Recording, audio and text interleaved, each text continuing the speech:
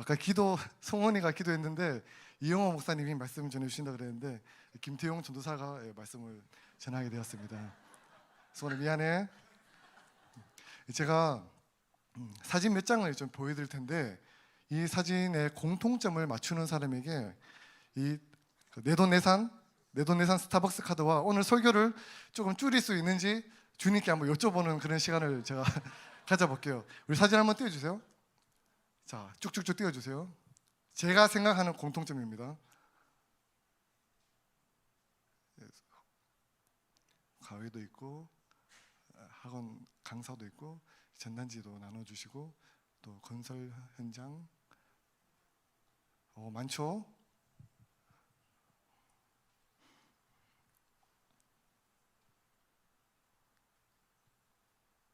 자, 안 맞추면 설교 30분 이상이고 네, 공통점이 뭘까요? 이 사진들에 맞춘 사람 송원이 김태용 사 땡 저기 그게 어떤 거? 아닙니다. 또 다른 친구 예언이 경제활동 아닙니다. 네, 정답입니다. 나중에 저 찾아오면 됩니다. 이게 뭐냐면 제가 이때까지 살면서 20대 때 했던 아르바이트들의 사진이에요. 제가 한 총 20개 정도로 제가 일을 했는데 너무 많아가지고 기억이 안 나가지고 생각나는 것만 가져왔습니다. 이 아르바이트를 하면서 에피소드들이 되게 많아요. 특히 이제 저기 영화관 아르바이트 있잖아요. 저 같은 경우는 되게 어려워요 하기가. 왜냐면 면접도 보고 서류 전형도 있어요. 대학교도 아니면서 저기 들어가려면 면접을 2번 봐야 되거든요.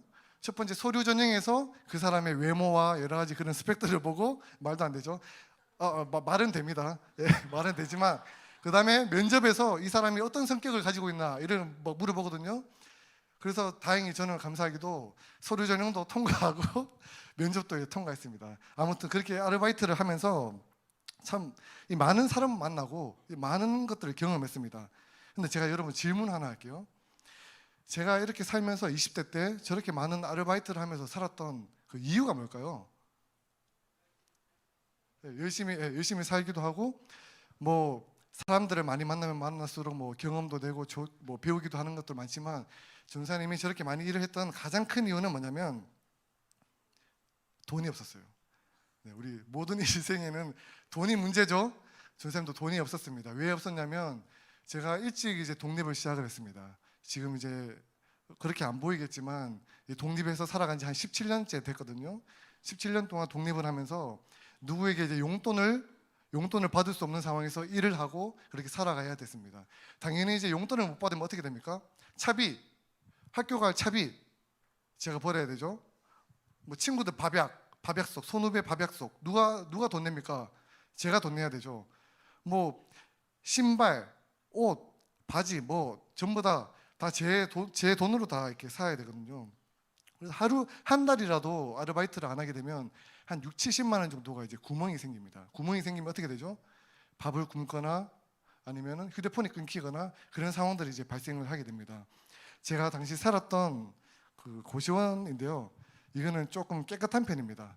이런 고시원에서 이제 몇 개월 정도 오랫동안 이제 살았는데 저게 그 당시에 한 15만 원, 12만 원에서 한 15만 원 정도 했는데 저 침대에 저기 누우면 스프링 소리가 끽끽거려가지고 잠을 못 자요.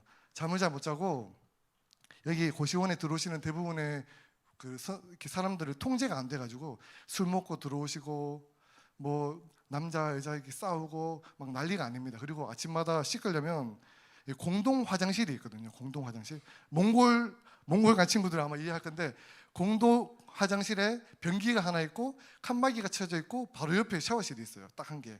거기에서 이제 아침마다 샤워를 하려면 어르신들이 이제 변을 이렇게 누우시고 이렇게 소변 이렇게 볼일 보고 계시는 동안에 옆에서 저는 씻는 거죠. 그 소리를 들으면서 그 향기를 맡으면서 이제 씻어야 되는 그런 삶을 살았습니다. 자, 근데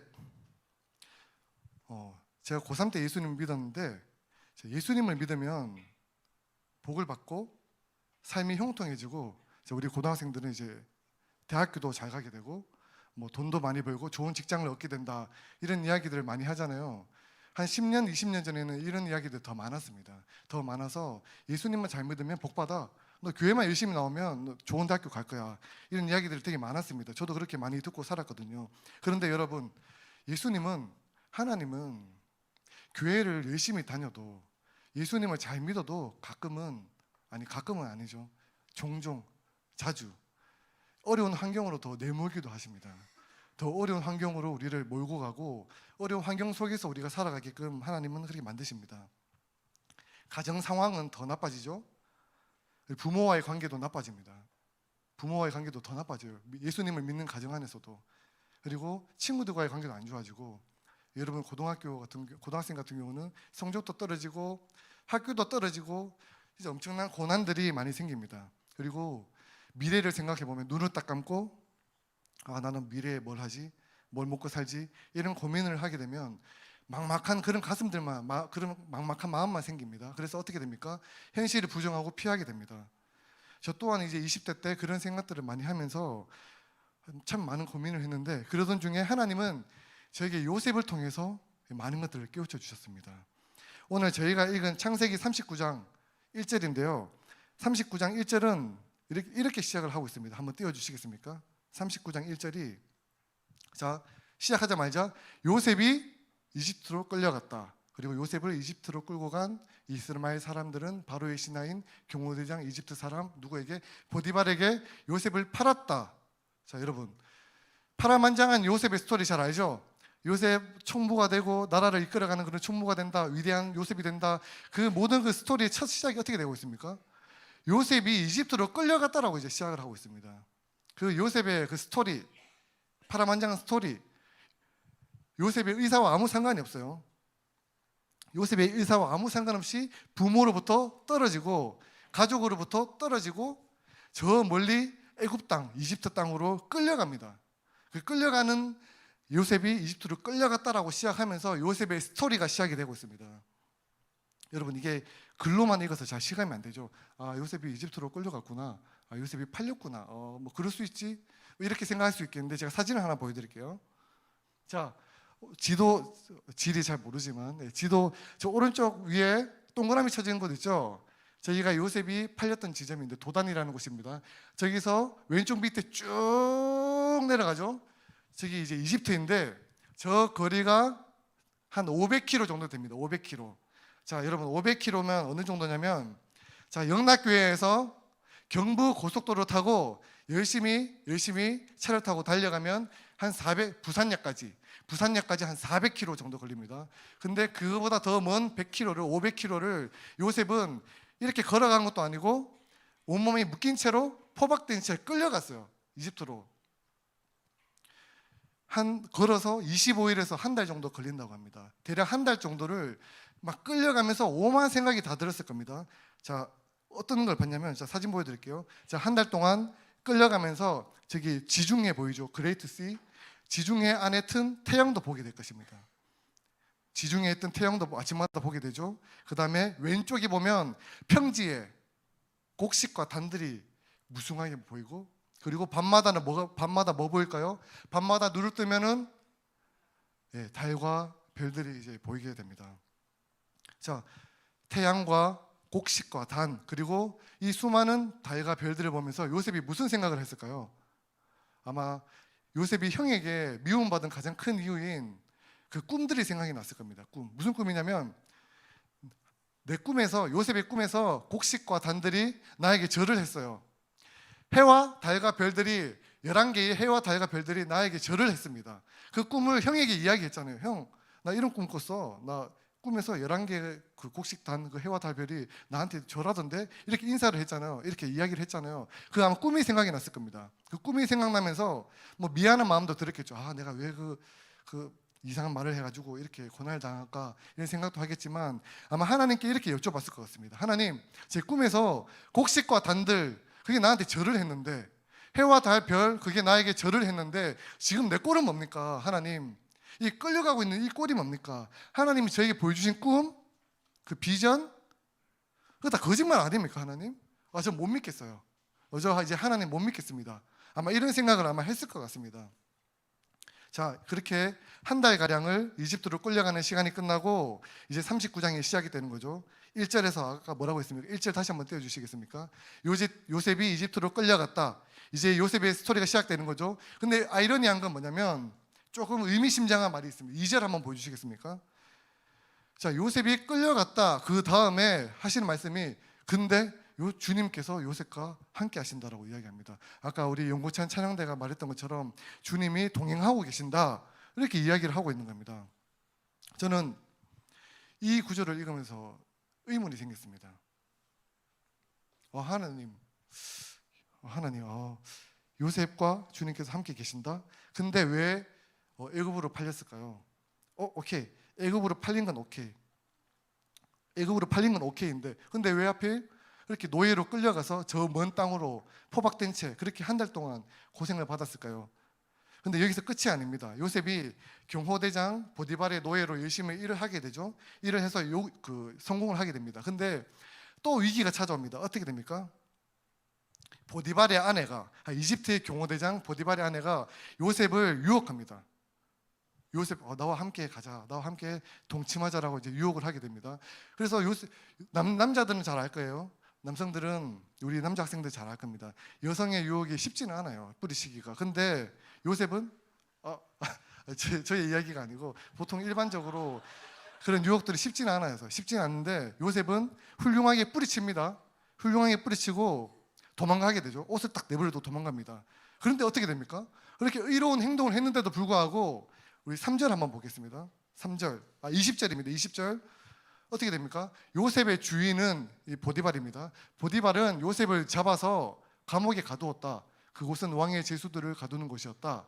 요셉이 감옥에 갇혔으나, 자, 설상가상으로 이번에는 노예로 팔린 수준이 아니라 감옥에 갇혀요. 감옥에. 노예로 팔렸을 때는 그래도 내가 살 수는 있어요. 근데 이번에는 감옥에 갇혀서 어디에 아무것도 못 봅니다. 해와 달과 이런 것도 못 보고 되게 어려운 상황에 이제 마주하게 되는 겁니다. 그런데 또 웃긴 게 있어요. 방금 읽은 20절 다음 21절이 뭐냐면 21절 한번 띄워주시겠습니까? 자, 요셉이 감옥에 갇혔는데 또 이런 말씀을 하십니다. 주님께서 그와 함께 계시면서 돌보아 주시고 그를 한결같이 사랑하셔서 간수장의 눈에 들게 하셨다. 자, 여러분 계속 똑같은 구조가 나옵니다. 아까 1절에서 뭐라고 되어 있습니까? 요셉이 끌려갔다. 요셉이 이집트로 끌려갔다. 근데 주님이 그와 함께 계셔가지고, 이번에는 뭐라고 합니까? 감옥에 끌려갔어. 근데 주님이 그와 함께 계셔. 근데 더 심지어 나아가서 뭐라고 합니까? 한결같이 사랑하셔서라고 이야기를 하고 있습니다. 여러분 비문학 풀어봤죠? 국어에 자주 나오는 문장은 뭡니까? 주제나 핵심 문장일 수 있죠. 그래서 동그라미 치고 세모 치고 네모 치고, 요즘 안 합니까? 한 20년 전에 했거든요. 동그라미 치고 네모 치고 하잖아요. 그만큼 뭡니까? 핵심 문장입니다. 창세기 39장의 핵심 문장은 여호와께서, 주님께서 요셉과 함께 계시다라는 말이 핵심 문장이라는 말입니다. 왜냐하면 창세기 39장이 총 3번 나오거든요. 여러분도 아시겠지만 하나님은 거짓말을 하실 수 없으신 분입니다. 무슨 말이냐면 요셉에게 주님이 함께 계신다라는 말은 거짓말이 아니고 진짜라는 말입니다. 요셉의 인생 모든 부분에 하나님은 계속해서 간섭을 하고 있었습니다. 계속해서 애굽으로 팔려갈 때도, 감옥에 갇혔을 때도, 누명에 쓰였을 때도 하나님은 요셉과 계속 간섭을 하고 있었습니다. 그거를 우리는 요셉의 상황만 보고 하나님 날 버렸구나. 우리가 처한 상황만 보고 이제 하나님 나 이제 더 안 좋아하는구나. 내가 시험 떨어지는 거 보고, 성적 떨어지는 거 보고, 친구와의 관계, 부모와의 관계 안 좋아지는 거 보고 하나님이 이제 나를 이제 더 이상 안 좋아하는구나. 내가 교회 열심히 안 나갔구나. 아마 이런 생각을 할 것 같은데 아닙니다. 하나님은 계속 함께 계셨습니다. 그 힌트를 우리가 한번 볼게요. 자, 예를 들어서 이런 겁니다.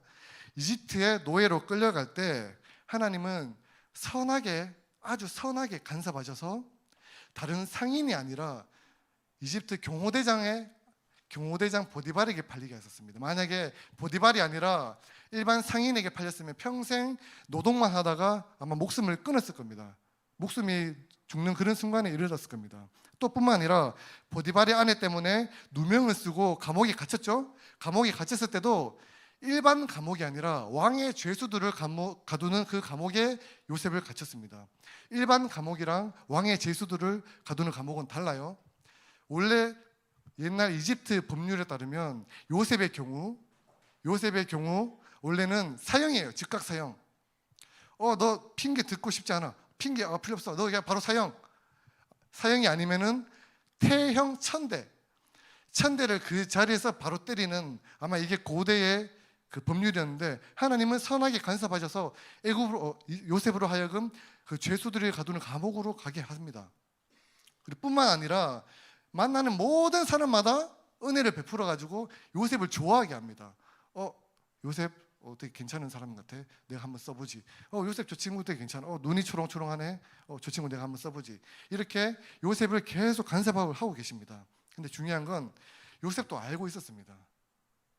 요셉도 알고 있었어요. 뭐를 아냐면 억울한 누명에 쓰였을 때도, 애굽으로 이집트로 팔렸을 때도 하나님이 나와 함께 하고 계시구나, 하나님 나를 안 버렸구나라는 것을 요셉이 알고 있었습니다. 어떻게 아냐면 우리 9절 후반부 그 힌트를 볼 수 있습니다.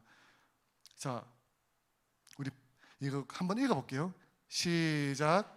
마님은 주인 어른의 부인이시기 때문입니다. 그런데 내가 어찌 나쁜 일, 자, 주목. 하나님을 거역하는 죄를 지을 수 있겠습니까? 자, 보디발의 아내가 요셉에게 나와 동침하자라고 유혹을 했을 때 요셉은 저 그렇게 할 수 없어요. 애굽 법상, 이집트 법상 그렇게 하면 안 돼요라고 이야기한 게 아니고, 요셉은 그때 보디발의 아내를 보고 있는 게 아니라 살아계신 하나님을 보고 있었습니다.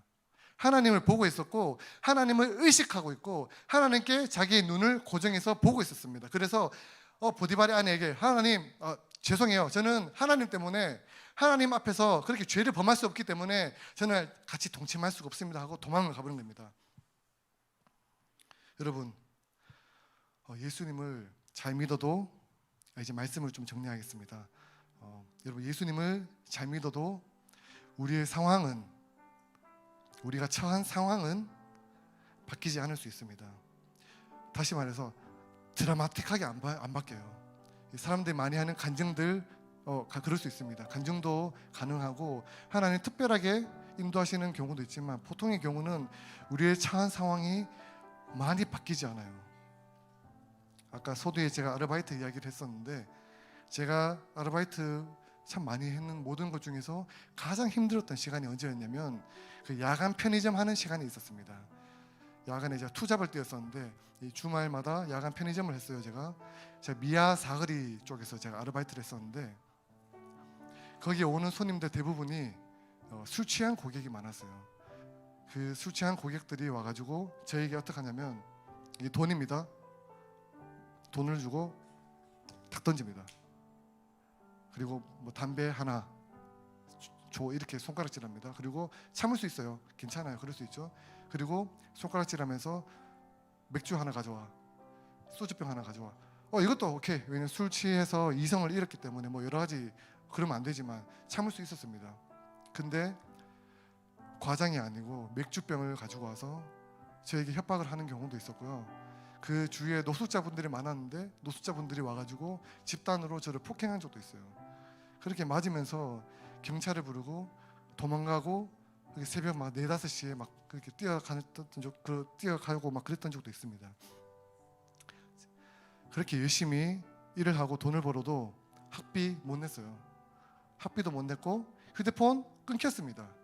휴대폰 끊겨가지고 학교 와이파이, 뭐 주변에 있는 어디 와이파이 그런 데 들어가가지고 와이파이로 친구들하고 연락을 하고 그랬습니다. 상황은 열심히 일을 하고 해도 상황은 많이 안 바뀌었고 드라마틱하게 바뀌지 않았어요. 자, 그럼에도 불구하고 욥기 23장 10절 말씀, 나의 길을, 나의 인생을 오직 그가 아시나니, 하나님, 오직 하나님만 나의 인생을, 나의 길을 아시나니, 하나님이 나를 단련하신 후에, 내가 정금같이 하나님께 나아가리라. 내가 정금같이 하나님께 나아가리라. 아무 소리도 못 내는 고시원에서, 방음이 안 돼가지고 아무 소리도 못 내는 고시원에서 누구보다 크게 하나님을 찬양하면서 매일 주일마다 매일 밤마다 하나님을 예배하고 또 말씀을 읽을 때마다 하나님은 저를 만나 주셨습니다. 만나 주시고 저와 항상 동행해 주셨습니다. 가수 서영은이라는 분이 계십니다. 아마 선생님들은 잘 아실 텐데, 이 선생님이 이 서영은께서 부르신 노래 중에 이 혼자가 아닌 나라는 노래가 있습니다. 가사를 한번 띄워주시겠습니까? 자, 힘이 들 땐 하늘을 봐. 나는 항상 혼자가 아니야. 비가 와도 모진 바람이 불어도 다시 햇살은 비추니까. 다시, 힘이 들 땐 하늘을 봐. 나는 항상 혼자가 아니야. 비가 와도 모진 바람이 불어도 다시 햇살은 비추니까. 사랑하는 고등부 여러분, 힘이 들 때 우리 잠깐 멈추어 서서 우리 하늘을 한번 보십시다. 하나님이 전혀 내 삶에 간섭하지 않는 것 같고 안 계시는 것 같아서 힘들 때, 또 낙심이 될 때, 또 눈물이 많이 날 때 우리 하늘을 한번 들어서 보십시다. 요셉의 삶에 끊임없이 계속해서 간섭하셨던 하나님이 저의 삶에도, 우리 여러분 고등부 우리 학생들 우리 공동체의 삶에도 함께 계실 줄 믿습니다. 비가 와도 모진 바람이 불어도 하나님께서 다시 햇살을 우리에게 비추어 주실 것입니다. 아멘. 우리 함께 눈을 감고 기도합시다. 요셉의 인생에 함께 하셨던 하나님, 지금 저희들과도 함께 하실 줄 믿습니다. 우리의 상황이 변하지 않는 것처럼 보이지만 모든 상황 가운데 주님께서 항상 함께하고 계심을 믿습니다. 우리의 눈을 열어서 주님의 선한 그런 개입들을 바라볼 수 있도록 하나님 도와주옵소서. 끈기 있게 인내를 하며 하나님을 위해서 삶을 살아갈 수 있도록 도와주시옵소서. 예수님의 이름으로 기도드립니다. 아멘.